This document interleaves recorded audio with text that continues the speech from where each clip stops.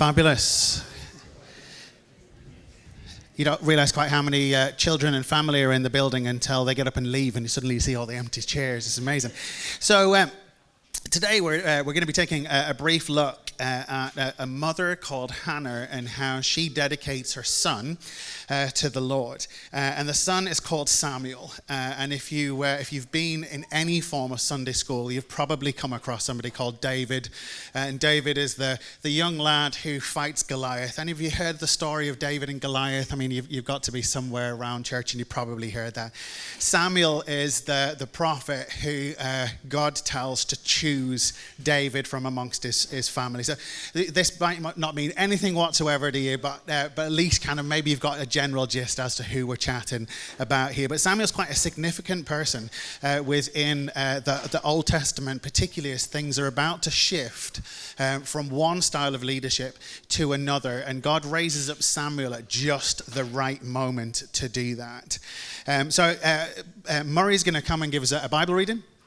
And this is going to be from 1 Samuel chapter 3. And so, Murray, I sprang this on him last minute, bless him. So, and I don't think he realized quite there was so many verses as there are. So, Murray, thank you very much. You're okay. Morning, everyone.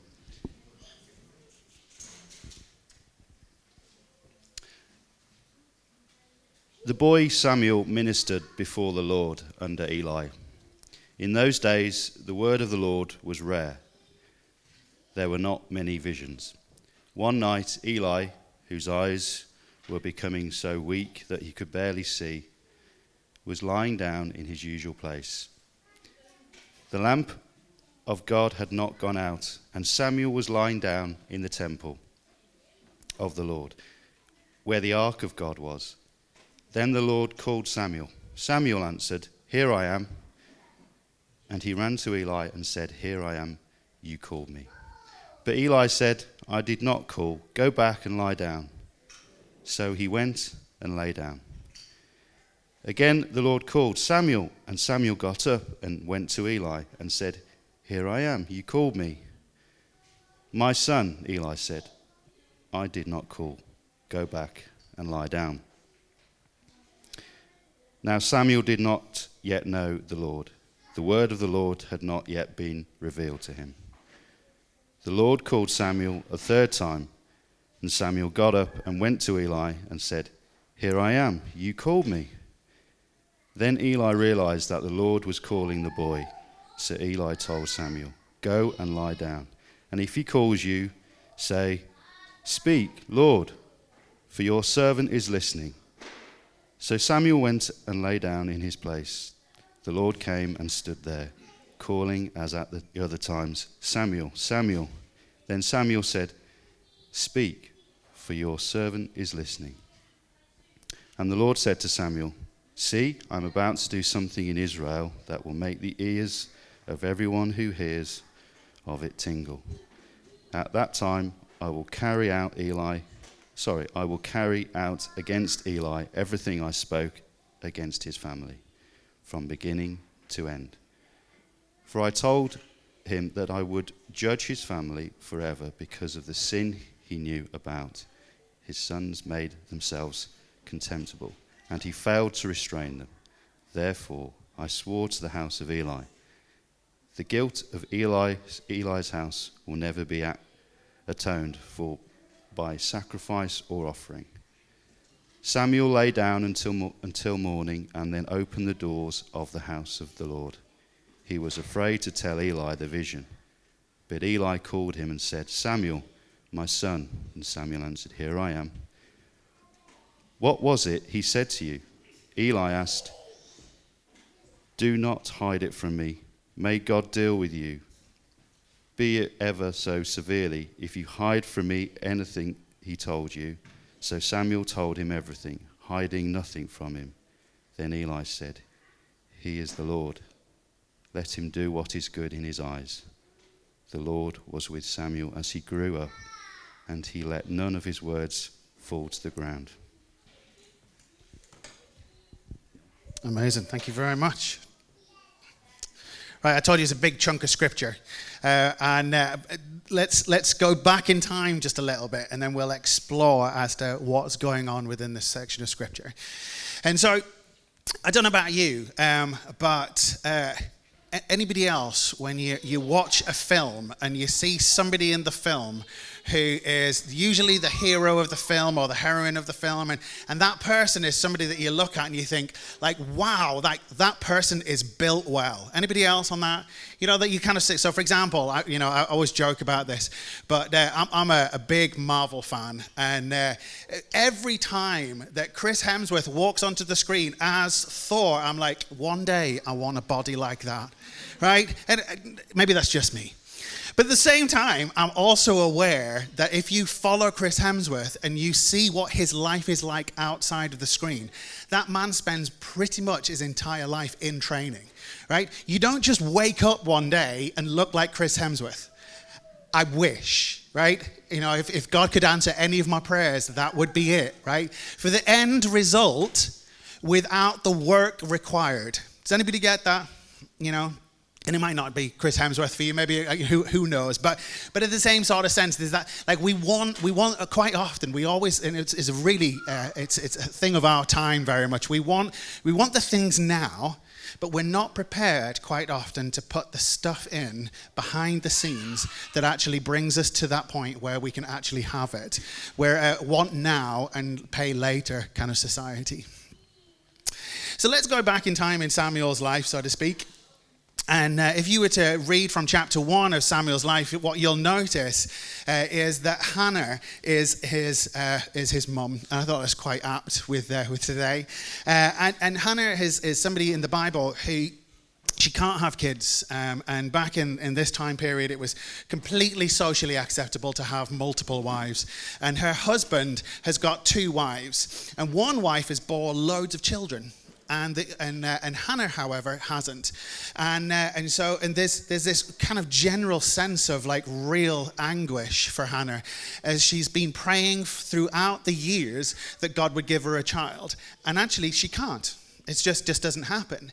But then to make matters worse, the other wife likes to rub it in her face that she's got children and Hannah hasn't. And so you've got this just like real, and this is how the book of Samuel starts.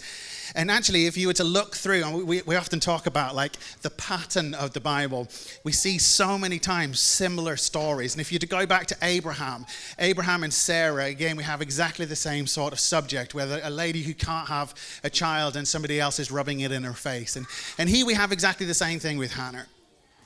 Now, what's interesting is she goes one day to the temple, and every year at the same time, families or clans would go to the temple to worship together. And what they would do is they would take a sacrifice with them. And in today's day and age, the idea of sacrifice is so foreign. But if you to go back in time to pretty much any civilization around the world, sacrifice was just a general part of it.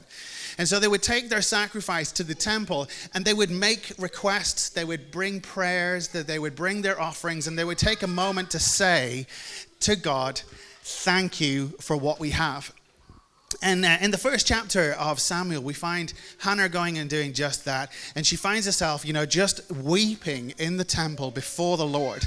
And I'm going to read you just a little snippet of what she says. So it says this: Hannah was in deep anguish, crying bitterly, and she prayed to the Lord.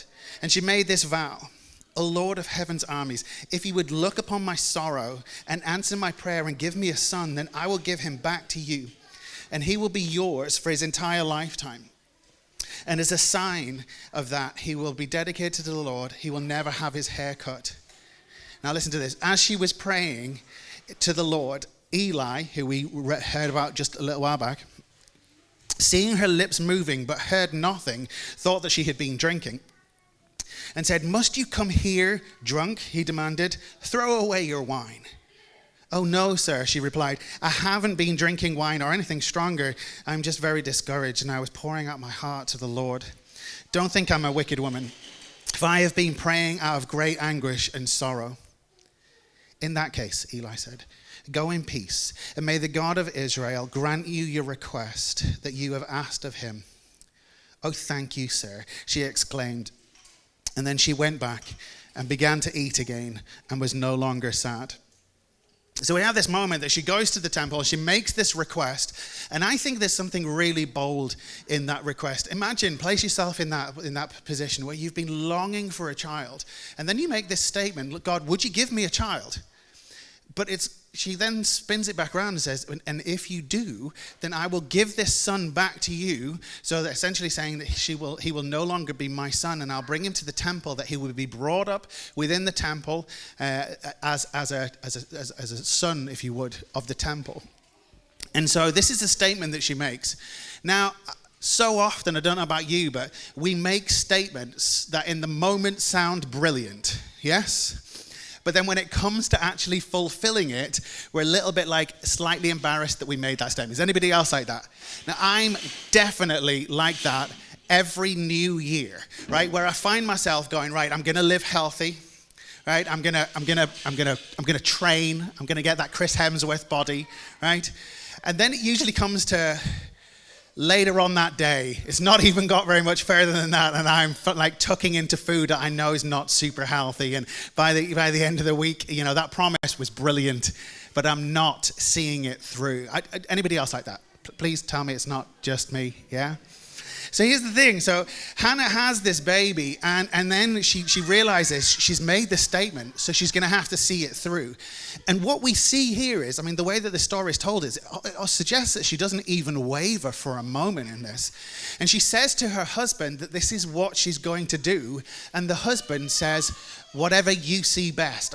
So there's this kind of like sense as they do this. And so he says once he's weaned, so he's no longer on milk anymore and has now got food. He says that they're now going to take him up to the temple. It's the same time of year, so some time has passed. And they come up to the temple, and Hannah meets Eli. And I'm just gonna read this bit, and it says this. Hannah took him to the tabernacle of Shiloh, which is I presume that's how that's said, because I don't speak Jewish, so I'm guessing. They brought along a 3-year-old bull for the sacrifice and a basket of flour and some wine. After the sacrifice, they brought the boy to Eli. "Sir, do you remember me?" Hannah asked. "I am the very woman who stood here several years ago and prayed to the Lord. I asked that the Lord would give to me this boy, and he granted my request. Now I am giving him to the Lord, and he will belong to the Lord for his whole life." And then they as a family worshipped the Lord there. Now, there's a statement. There's one thing making a statement, but there's another thing seeing it through.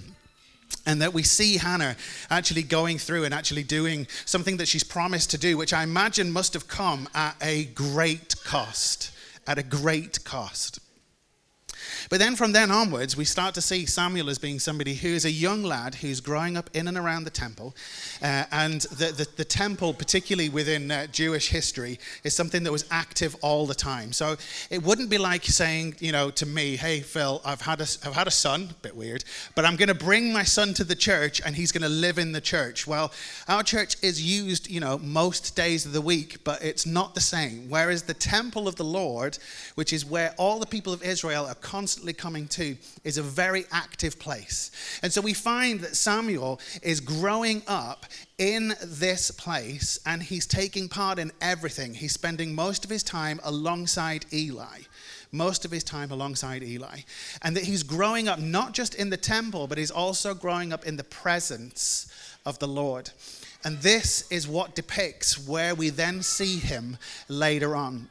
Now, just to give you a bit of background, because if you did notice that what God was saying to Eli through Samuel sounded quite painful to listen to. And the reason for this is Samuel has got 2 sons, and the 2 sons are people who are officiating in the temple. These guys are priests, but they are corrupt, so they're taking money, they're taking food that's not theirs, and they're living a lifestyle which is just not that what God requests. And even though Eli knows this is the case, Eli does nothing about it. Yet, at the same time, he's also raising up Samuel. Yet Samuel is living a lifestyle which is completely the opposite to the brothers. And what we see is that God is using Samuel over and over again. So then we find ourselves in this last section. Now Samuel is asleep in the temple, and must be a stone throw away from Eli. And he hears God speak, and he presumes that it's Eli that's speaking.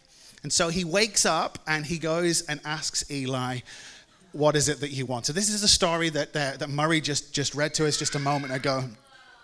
Now, as a Christian, I listen to this and I can't help but find myself getting excited, because I listen and I think to myself, do you know, wouldn't it be amazing to hear God speak in a way that is audible, to the point that Eli is not inside his mind.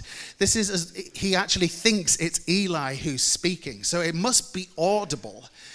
Now, for me, like, I've experienced God throughout most of my life, but to hear God speak audibly, like, I hear that and I'm like, wow, that's what I want. And actually, if you speak to most people who are Christians, like, wouldn't it be amazing to know the heart of God, to be able to have a conversation and know he's going to speak back to you, to be in that sort of a relationship where the God who created the universe is speaking to me, the individual, right?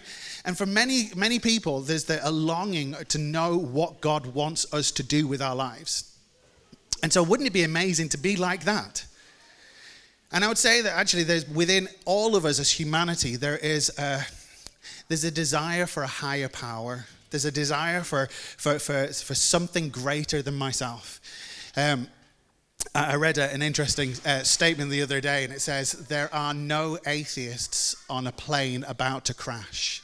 There are no atheists on a plane about to crash. Why? Because everybody recognizes they can't deal with what's coming. So if there is a God, I'm believing right now.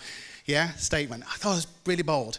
Why? It's because as soon as stuff goes wrong in our lives, whether that's sickness, whether that's finances, whether that's just the state of our nation, or you name it, but when stuff goes wrong and it's outside of our control and we realize that we are no longer in charge, we often find ourselves with a whole series of questions going, I don't know the answers. And so many people in a life crisis turn to something and say, hey, if you're there. And wouldn't it be amazing for you if you suddenly said, hey, God, are you there? And like, you know, do you remember the lottery adverts from a few years back? And it was the whole like, it's you finger. No? Is that just me? Oh, yeah, thank you, Pip, thanks. But like for me, like, I long to hear God speak like that. And I tell you what, if God did speak to you like that, you would have no problem believing that he was there, would you? I mean, if you were to say that in that life crisis of yours and you say, hey, God, if you're there, and audibly you heard him speak, that would cause you to go, actually, I want in.